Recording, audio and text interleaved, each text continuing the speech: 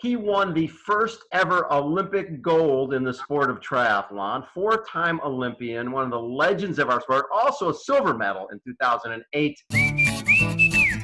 Mr. Simon Whitfield joins us from his palatial estate somewhere up in Canada. Simon, how the heck you doing, brother?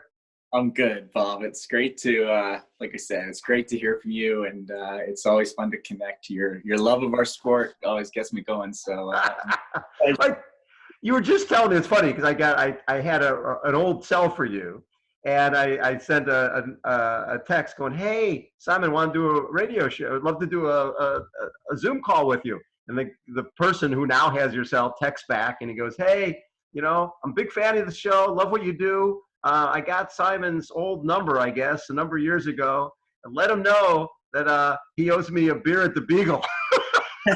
I love that. Yeah, it's good to connect. Like I said, it's the triathlon world. I'm involved peripherally, but I keep them. I watch, and so to see what you've been doing and the changes that have happened and how triathlon's just adapted, it's great. It's very cool. And so you just did speaking of new things in triathlon, swim run. You just did one of those with Lance Armstrong not that long ago. Well, yeah, I did it. It was life travels fast. That was a year and a bit ago. I did it with Lars Vinanger last year. Yeah. I went back to race, swim run Orcas Island. It was just unbelievable. It was triathlon in the 80s. I mean, it was so Lars and the crew just have figured out like how we still keep this. I love the blue carpet and the drums and the spin. Awesome stuff. But at the end of the day, like triathlon and endurance sport is just like, hey, let's get from here to over there and back. And that swim run really has captured that. Make your own way, bring your own gear. I remember the race briefing. He literally just like, this is the race map. And someone's like, I can't see it in the back of the room. And he goes, just come closer then. And I just thought like, oh, finally. We're in the state park. We're in this old log cabin doing the race briefing. And it's just, it got back in touch with that just real basic element of endurance sport, which is just get from here to there, make your way. Don't ask for too much. So when you did the swim run with Lance Armstrong, you were just telling me before we started that you guys are like in wetsuits, walking basically in the middle of nowhere. Tell us again what happened with that. Well, the whole experience, I mean, to get a call from Lance, I've stayed in touch with Lance over the years, what he's gone through, and I've had my own experience around it, and I stayed true to the idea of like my personal interaction with Lance has always been that he asked me how I'm doing.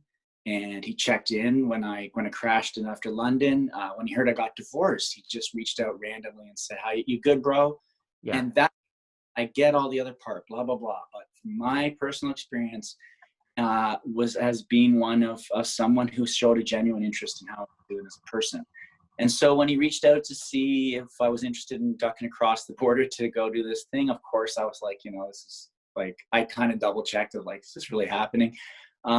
And I saw a little glimpse into his world. I mean, he reached a level of notoriety that I wouldn't wish on anybody for whatever reason, without all the other stuff.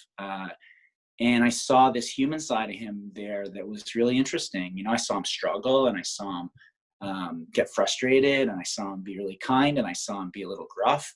And at the end of it, I was like, oh yeah, you're like a Texan, like you're a Texan. Behave a lot like a Texan. And I mean that in a really nice way. I mean, like, there was a real genuineness to some of the things that he did that I thought that people have a story about him. They just want it to be different than that.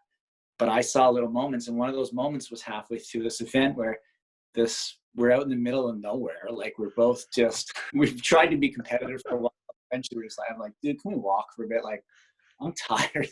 I'm sore. I didn't run enough. I'm not wearing the right gear.